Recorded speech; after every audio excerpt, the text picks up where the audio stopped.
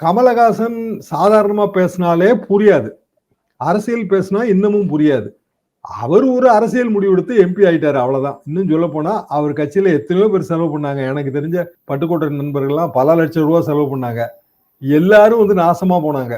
கமலஹாசனை நம்பி அரசியல்ல பணத்தை விட்டவங்க, சினிமால பணத்தை விட்டவங்களை விட அதிகம். கமல் அவர் நோக்கத்துக்கு சினிமா எடுத்து எத்தனை சினிமா ஊத்திக்கிடுச்சு. அவர் சிறந்த நடிகராலாம் இருக்கலாங்க. ஆனா அவரோட எக்ஸ்பெரிமெண்டேஷன் மற்றவங்க கிட்ட எடுக்கும்போது ஃபெயிலியர் ஆயிருக்கு. நிறைய படம் நம்மளால சொல்ல முடியும். அப்படி சில நேரங்கள்ல அவரே எக்ஸ்பெரிமெண்டல் ஃபிலிம் எடுத்து ஃபெயிலியர் ஆயிருக்காரு, அவரே கையை சுட்டிருக்காரு அப்படின்னு நம்ம பார்க்க முடியும். ஆனா அரசியல்ல அவரை நம்பி எல்லாருமே கெட்டாங்கன்னு தான் நான் நினைக்கிறேன். அடுத்த கட்ட அரசியலுக்கு அவங்களுக்கு போகவே முடியல. அவரு எம்பி ஆயிட்டாரு. அப்ப அவரோட வலிமைங்கிறது மிக அதிகமா இருந்தா திமுக டிமாண்ட் பண்ணிருப்பாரு. எம்பி தேர்தலில் திமுக கூட்டணி காங்கிரஸ் கூட்டணிக்கு ஆதரவு கொடுக்கும் போதே கமலால ஒரு லோக்சபா சீட்டு கூட திமுக கூட்டணியில இருந்து வாங்க முடியல. எதிர்காலத்துல வர்ற ராஜ்யசபா சீட்டுக்கு தான் அங்க ஒப்பந்தமே போடப்பட்டுச்சு. ஞாபகம் இல்லையா? 24 தானே, இப்பதானே நடந்து முடிஞ்சது. அவரோட எய்ம் அவ்வளவுதாங்க இருந்துச்சு. இதுல என்ன ரிமோட்டை தூக்கி வச்சுட்டேன், டிவியை அணைச்சி வச்சுட்டேங்கிற அடாலஜி.